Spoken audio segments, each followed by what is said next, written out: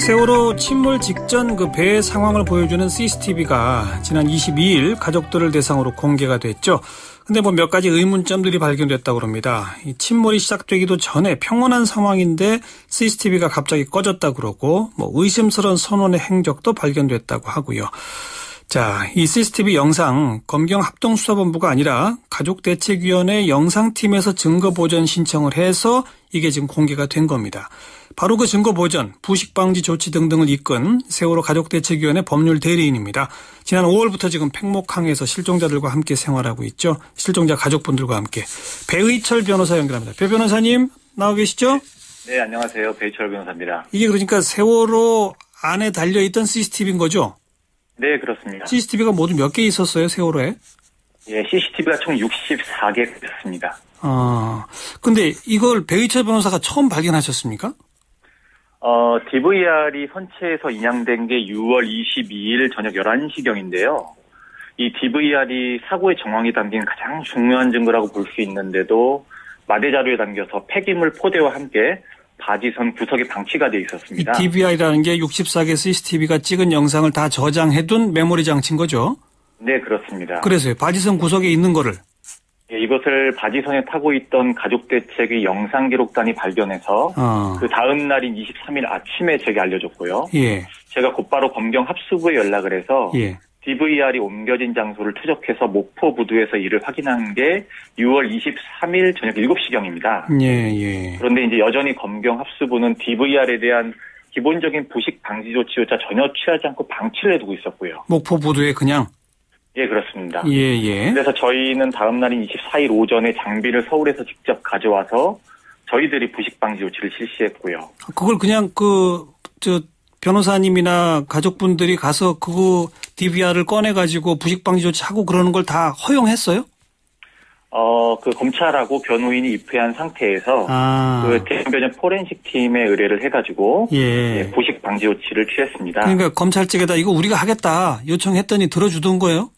네, 그렇습니다. 그럼 원래 사실 중요 증거 자료니까 다른 사람들 손 못 대게 해야 되는 거 아닙니까? 예, 검경합수부에 저희가 실물 보존 조치하고 부식 방지 조치를 요청했는데요. 예, 그것이 전혀 이루어지지 않고 있었고요. 이런 일련의 과정을 볼 때 검경합수부가 DVR을 압수하는 것을 저희는 전혀 신뢰할 수 없다고 판단을 했습니다. 그래서 당일 법원에 곧바로 긴급 증거보전 신청을 했고요. 재판부도 이 중요성과 긴급성에 동의해서 이례적으로 신청 당일인 24일 저녁 7시 30분에 곧바로 목포부두 현장으로 찾아왔습니다. 법원 측에서? 예, 그렇습니다. 그래서 증거 보전기를 목포부두 현장에서 열고 복원명령을 내려서 DVR 복원이 시작되게 된 겁니다.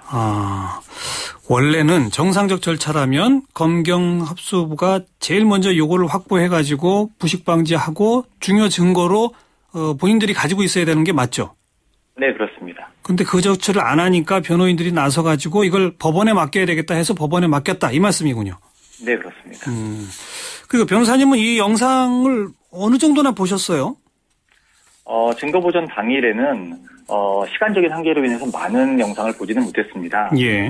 그래서 CCTV가 종료된 8시 30분을 기반으로 해서 1시간 정도 전의 영상부터 확인을 했고요. 그 CCTV에는 곳곳에서 승객들이 일상활동을 하는 모습이 담겨 있었습니다. 방금 8시 30분에 CCTV가 정지했다고 말씀하셨잖아요. 네, 그렇습니다. 이게 참 중요한 대목인데 배가 침몰하기 시작한 게 언제죠? 해수부가 발표한 변침 시간은 8시 49분입니다.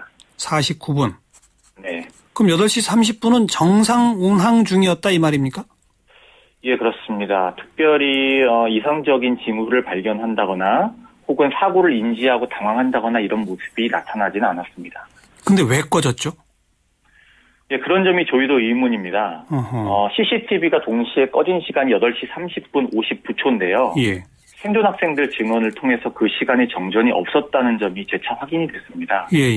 정전이 없었다면 그 시간에 누군가가 의도적으로 CCTV를 껐거나 컴퓨터의 전원 장치를 차단했다는 추론이 가능하다고 생각을 하고요.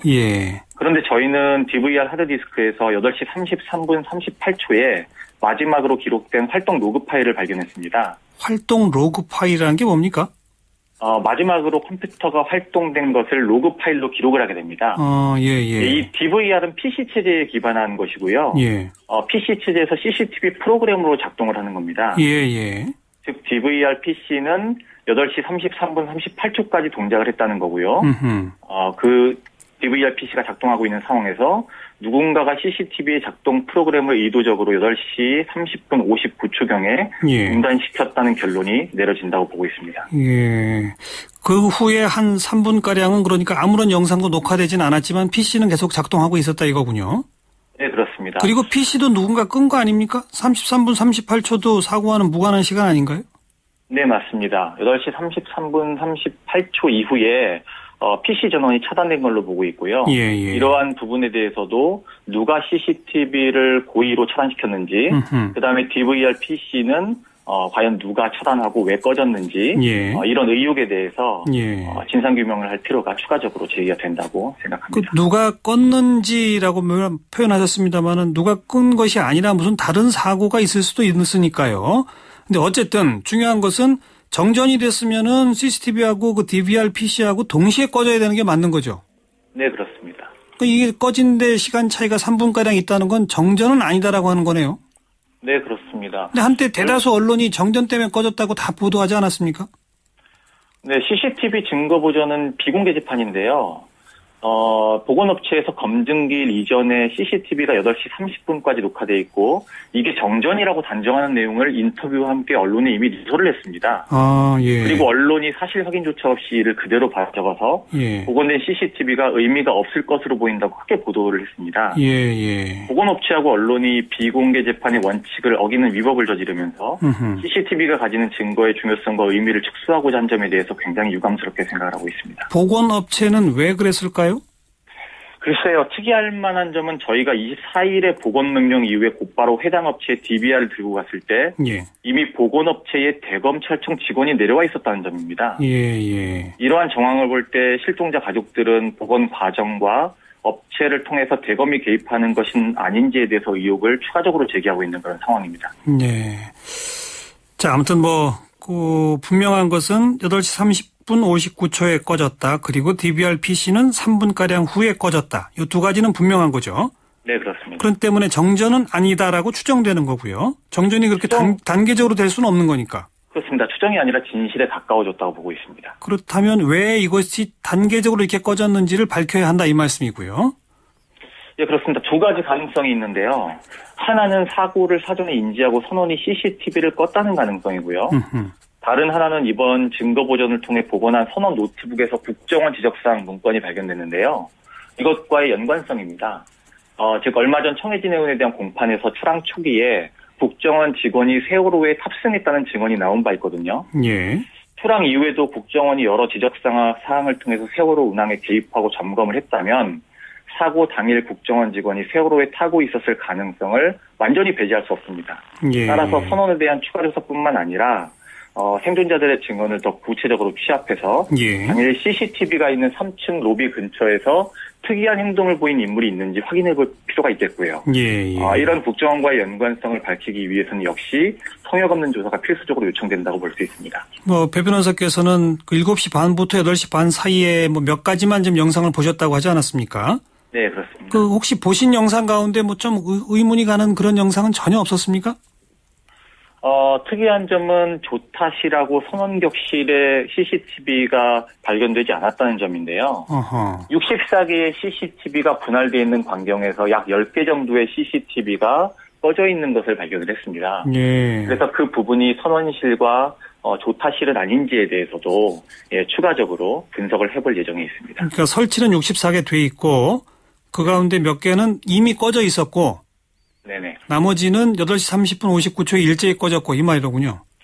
꺼져 있었다기보다는 CCTV 자체가 동작이 있을 때 녹화를 하고 동작이 없을 때는 정지돼 있기 때문에 7시 30분에 플레이를 했을 때 그 시점에 동작이 없었다면은 그 CCTV는 꺼져 있는 상황이거든요. 그렇기 때문에 어느 시간에 걸쳐 CCTV를 확인해 볼 필요가 있습니다. 동작 감지형 CCTV군요, 이게. 네, 그렇습니다. 24시간 계속 켜져 있는 게 아니고. 네네.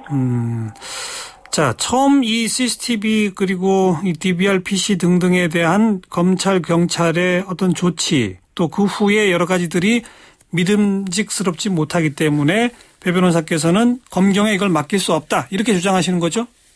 그렇습니다. 이 CCTV의 검증 결과 자체도 우리에게 수많은 의혹을 던지고 있는데요. 네. 가족들은 보건 과정에서 드러난 대검의 행적이라든지 언론의 행태로 미루어서 혹시나 보건업체에 검찰이 개입한 것은 아닌지에 대한 의문 역시 가지고 있습니다. 예. 이 모든 것은 정부와 언론, 국정원, 검경, 합수부 모두를 신뢰할 수 없고 이들 역시 성역 없는 수사의 대상이 돼야 된다는 것을 의미합니다. 예. 다시 말하면 성역 없는 수사를 위해서 독립적인 수사권을 진상조사위원회에 부여하는 특별법의 필요성을 운변하고 있다 이렇게 생각합니다. 네, 어떤 인터뷰 보니까 기관사의 행적에 좀 의문이 있다는 말씀하시는데 그건 무슨 얘기입니까? 예, 기관사가 7시 50분경부터 8시 30분 정도까지 기관실에서 엔진으로 추정되는 물체를 조작하는 모습이 발견이 됐습니다. 예. 3등 기관사는 그 시간에 30분간 페인트 칠을 했다고 검찰에서 진술을 했는데요. 예. CCTV에서 드러난 광경은 페인트 칠을 하는 모습이 전혀 아니었기 때문에 이 진술이 위증임은 명백해졌습니다. 기관실의 작업 이후인 8시 30분 59초에 CCTV가 중단이 됐고요. 8시 49분에 변침이 시작됐기 때문에 기관사의 행적과 기관실에서 무슨 일이 있었는지에 대한 면밀한 진상조사는 참사의 진상규명을 위해서 매우 중요한 문제라고 보고 있습니다. 알겠습니다. 여러 가지 의혹을 제기해 주셨네요. 그나저나 지금도 팽목항에 계십니까? 네, 그렇습니다. 아직 10분 실종자 가족분들 참 여쭤보기도 뭐하네요. 어떠십니까, 그분들? 예, 실종자 가족분들은 국민의 관심으로부터 멀어지면서 고립감이 날이 갈수록 커지고 있고요. 수색이 장기화돼서 130일이 넘게 노숙에 가까운 생활을 하다 보니까 특히 가족들의 건강이 크게 악화되고 있습니다. 예. 면역력이 약해져서 여러 명이 폐렴에 걸리셨고요. 예. 병원에 내원하고 입원하고 퇴원하고 링거를 꽂고 약을 복용하면서 버티는 게 일상이 되고 있어요. 예. 한마디로 말씀드리면 가족들은 이런 실종자 수색의 절박함을 버팀목 삼아서 극도의 고통을 견디고 계시다 이렇게 말씀드릴 수 있을 것 같습니다. 네. 곁에 계셔 주시기 바랍니다. 네, 고맙습니다. 네, 감사합니다. 세월호 가족대책위 법률대리인 배의철 변호사였습니다.